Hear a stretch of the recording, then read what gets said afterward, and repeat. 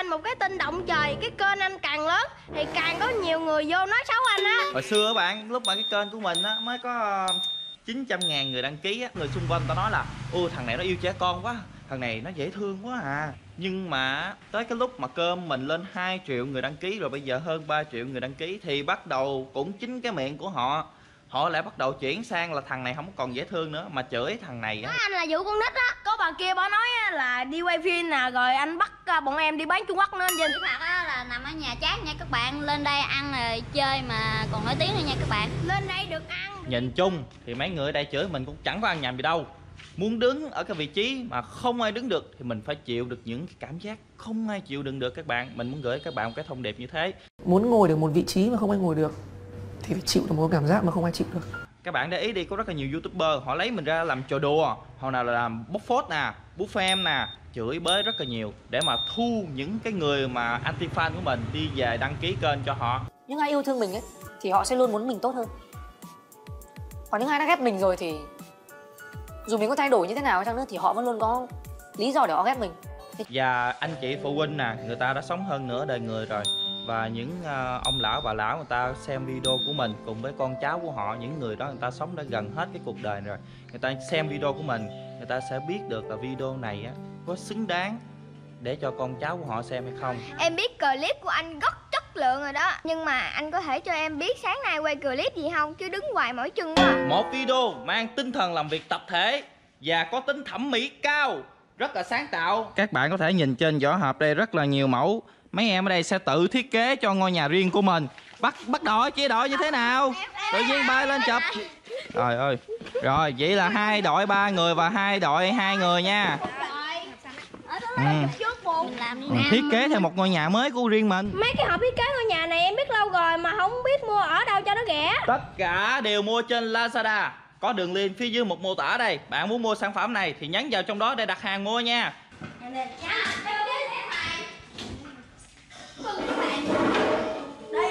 Thằng Boy vô đây bưng con ở nhà sống sung sướng hoài, vô đây không biết làm gì hết hả?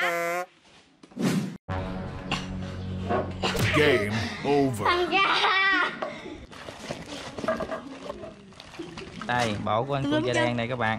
Tùm lum hết trơn luôn. Quá trời bụng rồi. Tới đội của Tiểu Phương.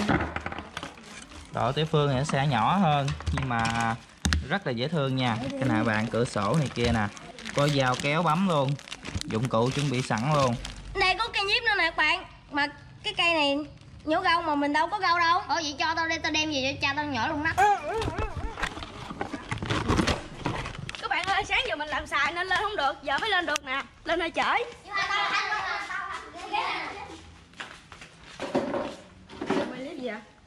Một tiếng để mấy đứa lắp ráp ngôi nhà mà mình mơ ước. Bắt đầu. Giờ mình sẽ gác cái xích đu nha các bạn.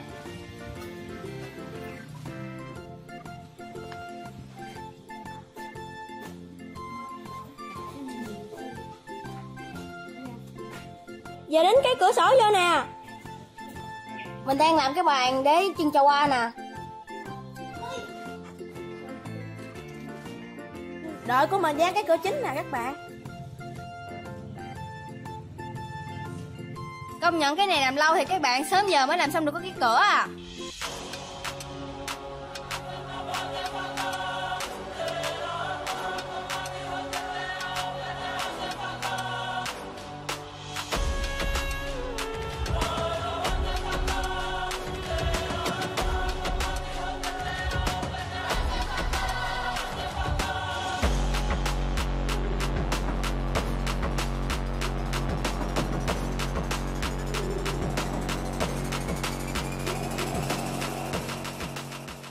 Cả 4 đội chơi chỉ còn lại là 20 phút nữa là nộp thành phẩm của mình rồi. Thì bây giờ mình sẽ review cho các bạn ở đây xem coi từng đội làm tới giai đoạn nào rồi nhé. Riêng về đội của bạn Tiểu Phương thì đội này là cái đội đầu tiên làm hoàn thành xong cái ngôi nhà. Đấy, và bạn ấy đang trong cái quá trình là trang trí. Lấy cái tay ra coi chơi coi. Rất là cute và đẹp, đội này rất là khéo léo. Và đội thứ hai là đội của bạn Ngọc và Tiểu Hùng đang cố gắng hoàn thành những giai đoạn cuối cùng đây. Trong khi đó thì anh Tiểu Bò nãy giờ anh có giúp ích gì cho đồng đội của mình không hả? Trời đất ơi. Còn cái đội của anh Cu Da Đen, Cái nhà tắm thấy vậy mà sao nó làm lâu dữ không biết. và đội cuối cùng là của bạn Tiểu Cường. Bạn ấy đang trong giai đoạn trang trí, đang gắn cái đèn. Rất là đẹp nha các bạn. Anh ơi đưa tiền của em đi mua pin anh. Pin để làm gì? Trong đây chưa Gắn vô đây đặng bật điện. Ngọc ơi, mua giùm đội tao 2 cục pin luôn. May quá, bộ của mình ta cho pin sẵn luôn rồi. Dì Đại ơi, bán cho con 2 cặp pin vừa với chỗ để pin này Dì Đại. Mày cũng quay tao chi vậy trời. Team mình đã hoàn thành căn nhà rồi, bây giờ chỉ còn trang trí nữa thôi là kết thúc.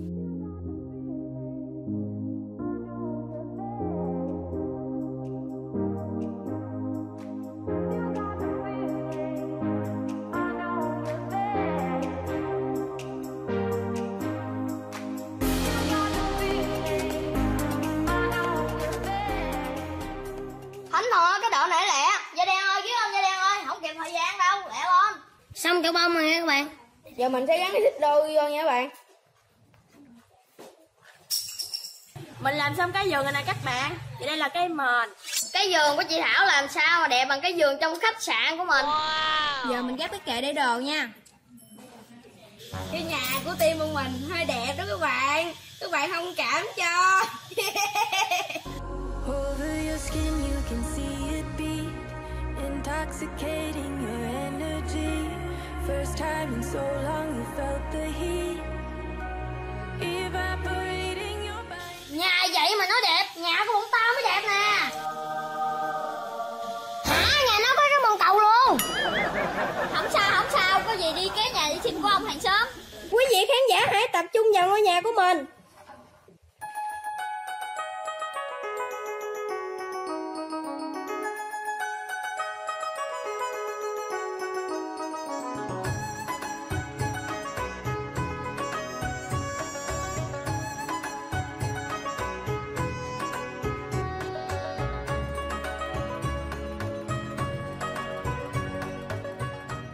Hết thời gian rồi nhưng mà đội mình chưa gắn xong cái nhà nữa nè các bạn. Gắn sai nhiều chỗ lắm.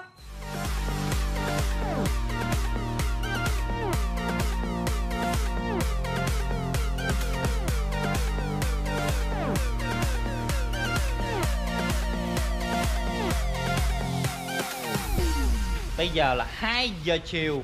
Làm video này phải nói rất là tốn nhiều thời gian. Có cái đèn chút xíu mà làm hơn 15 phút. Làm cái gói gấp lại cỡ 20 phút nha các bạn. Cả 4 đội chơi cũng đã hoàn thành xong cái sản phẩm của mình. Tuy nhiên thì trong đó có một đội của anh Cu Da Đen và anh Quang Mập Địch. Đấy thì cái đội của anh ta thì ngôi nhà vẫn chưa có làm xong, chưa có trang trí cái con khỉ khô gì hết trơn á. Chấm điểm lần lượt theo thứ tự của các đội từ đầu tiên cho đến cuối cùng. Đội của bạn Tiểu Phương là đội hoàn thành trước nhất. Mình sẽ chấm điểm đội của bạn Tiểu Phương. Đây, quý vị khán giả có xem thấy chưa? Cái bàn ở đây được trang trí bởi những trái táo và những cái bông hoa 4 cánh rất là đẹp. Bên đó thì có một cái kim tự tháp. Anh nói sai rồi, đây là tháp Eiffel mà. Những cái quyển sách được sắp xếp rất là trật tự ngay ngắn vào những cái kệ. Bên cạnh đó còn có 2 cái hũ thuốc nữa. Không biết đây là thuốc gì đó hả? Thuốc gì mà thuốc? Sữa Vinamilk với nước ép trái cây. Bởi những cái 2 cái đôi dép Lào ở đây. Thậm chí có con thỏ ngồi ở đây canh dép bên này các bạn. Thấy ấn tượng chưa? Và đặc biệt cái đây là một cái điểm trừ. Cái chậu bông mà để trên cái nóc nhà có con ruồi nè, bạn thấy không? Đó. Anh Vinh nói đúng rồi đó. Đây là cái bàn học nè các bạn thấy không? Lỡ cái gió hỏi ngay cái bình này rớt xuống ngay đầu bạn rồi sao? Vô bệnh viện luôn á. Rất là nguy hiểm nếu như mà mình thiết kế nhà nó bị sai nha các bạn. Thì ngôi nhà này đây mình chấm cho Tiểu Phương là 9 điểm. Yeah! Đúng rồi, còn gì nữa đúng không? Có ai phàn nàn thắc mắc gì không? Nhà người ta đẹp vậy, gọn gàng vậy phải rồi. Còn nhà Cu Da Đen hả? Chưa có hoàn thành xong, khỏi chấm bạn rớt rồi. Em biết bọn em rớt rồi nhưng mà anh cũng phải review cái ngôi nhà của em để cho các bạn fan biết chứ. Đây là ngôi nhà mini của team Cu Da Đen. Bạn nhìn đây, cái nhà tắm không có cửa gì hết trơn luôn, gọi là nhà tắm lộ thiên. Đó, cũng không có bồn cầu, không có dồi sen gì hết trơn luôn. Cái dầu sen như vậy nè mà ống nó không có. Tới đội này là của team bạn Tiểu Cường, A Đại và Vũ Thanh. Rất là sáng tạo, rất đẹp. Wow! Cái ngôi nhà thật là đẹp quá đi. Trời ơi, mở đèn nữa kìa các bạn, sáng lung linh chói mắt khán giả quá, tắt đèn giùm mới đi đại ca.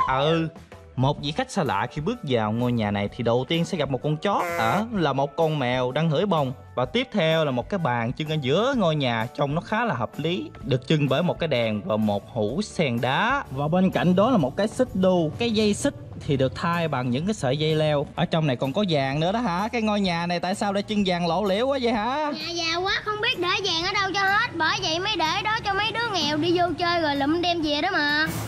Thằng này nó nổ banh nóc nhà luôn á trời. Một bên góc của ngôi nhà này thì lại được trang trí một cái ghế sofa bên cạnh một cái cửa sổ. Ây da, mỗi buổi sáng chúng ta có thể ẵm thuốc cưng ngồi đó tắm nắng đó ha. Thiệt là đẹp, thiệt là đẹp. Đội này mình cho là 10 điểm.